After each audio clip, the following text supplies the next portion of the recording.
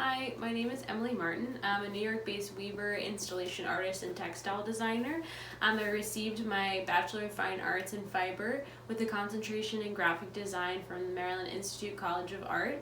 My work is focused on materiality, tactility, and color, and I strive to emulate mundane textures found every day through material manipulation and textile design.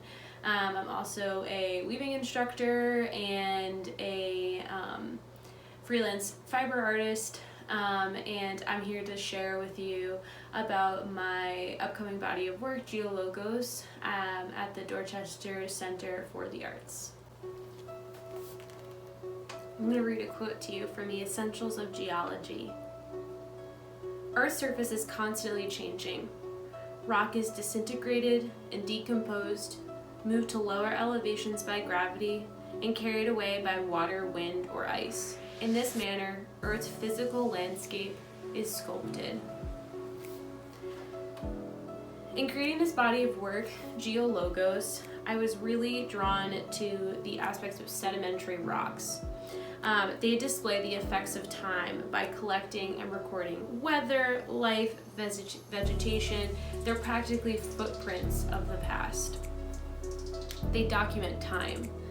And with each variation of texture, composition, thickness, it reflects the different conditions in which each layer was deposited. And I found that this reflected my practice of screen printing.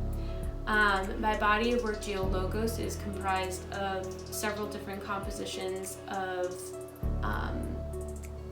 screen printed fabric in addition to sound. And I thought that this deposited layer and documentation of time within layers really reflected how I approach my printing process. So with my printing process, I am focused on using pigment. For those of you who don't know, pigment is different than dye. Dye goes into the fabric, so kind of like my shirt, and pigment sits on top of the surface. So I print with pigment on felt. I think that printing on felt really enhances the pigment because sometimes in some areas the pigment will be absorbed more into the fabric, and in others it sits completely on top. So it even creates more depth without me really doing anything. It may have just been how hard I was pushing when I was printing. So when I print one layer and then I print another layer on top, and sometimes another layer on top, so forth and so forth. And each layer is a different color. So with this, I'm able to essentially do what sedimentary rocks is. I'm documenting and I'm layering upon layering different textures. So I found that really fascinating when I was reading this one quote that the Earth's physical landscape is sculpted, which is really cool. And I wanted to include sound as you're walking through the space. And these sounds are taken from all of the places that I gathered my textural inspiration for these pieces. So that was in Hawaii, that was at the beach, that was hiking, around my hometown where my parents live, on vacation, just various different places that I was like, wow, that looks really cool. That caught my eye. I'm going to take a picture of that. And I also was like, wow, I'm really experiencing and able to hear what's going on in nature.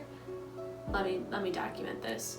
So that could be walking on leaves, water rustling, all those things. And I wanted you to hear what you're looking at while you're walking through the space.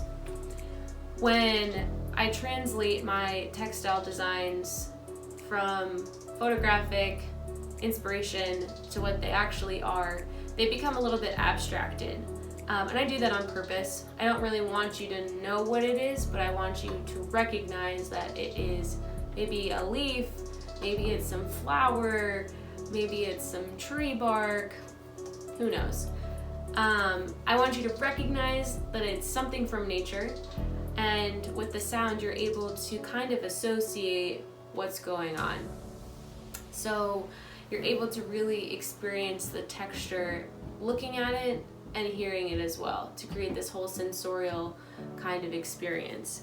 And while creating these prints, I really wanted to focus on and stay true to my own art making practice, which I kind of go with a little plan, and I will kind of have, okay, this is what I want to do, use a little sketch, and then once it comes time to making, I allow the materials to tell me what to do.